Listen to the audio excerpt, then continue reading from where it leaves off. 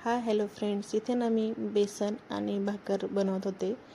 तर बेसन आणि भाकर हे मी शुभांगीसाठी बनवणार होते. तर ती येणार होती चेन्नईवरून. तर 2 महिन्यानंतर ती घरी येणार होती. तर तिला ना तिने सांगितलं होतं की मला बेसन आणि भाकर बनव. खूप मिस केलं मी तिला. खूप आवडतं बेसन, भाकर, ठेचा. आणि तिथे ना सारखा भात, बिर्याणी असंच भेटतं. मला माहिती नाही काय असतं, पण ती सांगत होती की तिथे सारखा भात असतो खायला. मग ते भात खाऊन खाऊन ती खूप बोर झालेली. तर तिने सांगितलेलं की मला बेसन आणि भाकर बनव, बाकी काहीच नको. त्यासाठी मी इथे तिला बनवत होते. आणि आम्हाला पण जायचं होतं. मी एक व्हिडिओ बनवला होता, पण माझ्या दुखण्यामुळं ते कॅन्सल झालं जायचं. खूप सारी तयारी केलेली, सगळं केलेलं, पण माझ्याच अडचणीमुळं मला नाही जाता आलं. आणि इथे ना ती पुण्यावरून आलेली होती आणि इथे मी स्वयंपाक करून तिला बस स्टँडला घ्यायला जायचं होतं.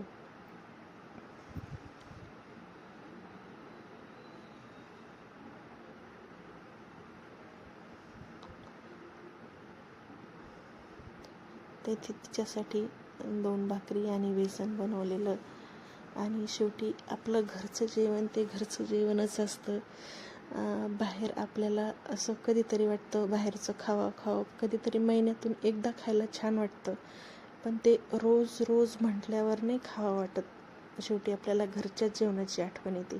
आणि आम्हाला जायचं होतं ना चेन्नईला. तर मी म्हणजे असं एवढं ठरवलेलं होतं की चटणी बनवायची. चटण्या बनवलेल्या होत्या मी.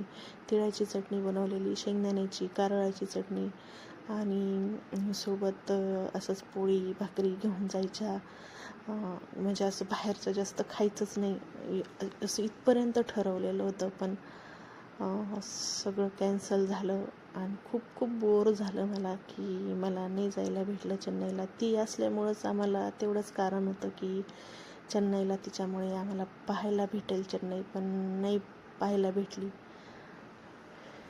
ठीक आहे, नशिबात जे असतं तेच होतं. त्याच्यापुढे कुणालाही जाता येत नाही असं म्हणायचं, गप्प बसायचं. आणि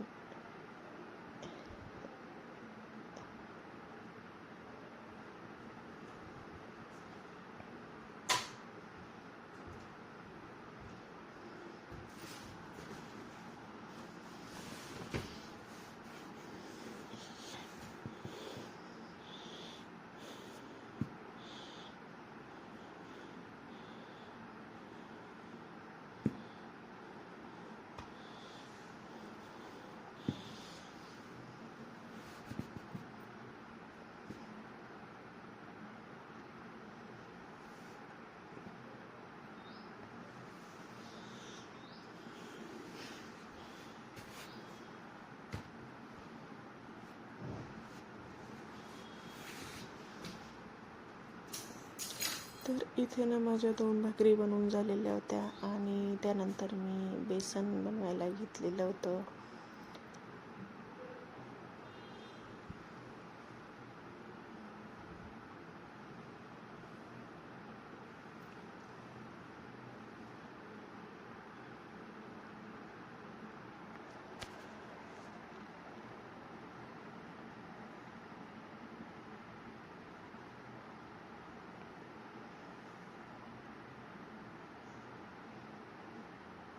आणि मी ना तव्यावरतीच बेसन बनवलं होतं. तव्यावरचं बेसन हे खूप छान लागतं.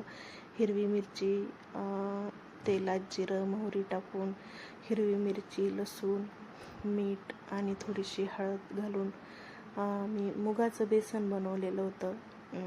चण्याच्या डाळीचं नाही बनवलेलं, मुगाचं बेसन. कारण आम्ही जास्त करून मुगाचंच खातो, हरभऱ्याचं नाही खात.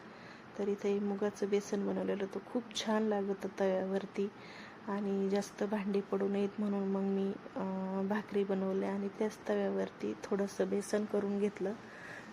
आणि मुगाचं बेसन ना खूप छान लागतं. नक्कीच एकदा ट्राय करून पहा.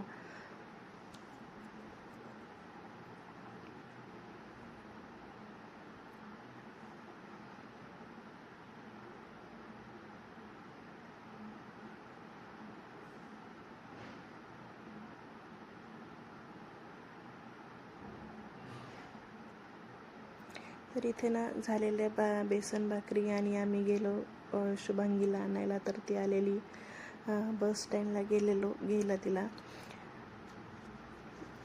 तर खूप अंधार पडलेला होता, तिला यायला 8:30 वाजले होते.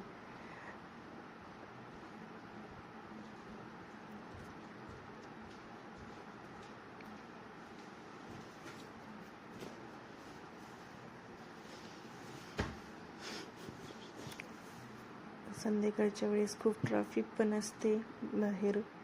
तर इथे ना बस आलेली, मग आम्ही तिला घेतलं आणि ती सांगत होती, आणि ती एकटीच आलेली होती, त्यामुळे ती तिचं सांगत होती की एकटीला येताना अनुभव कसे आले.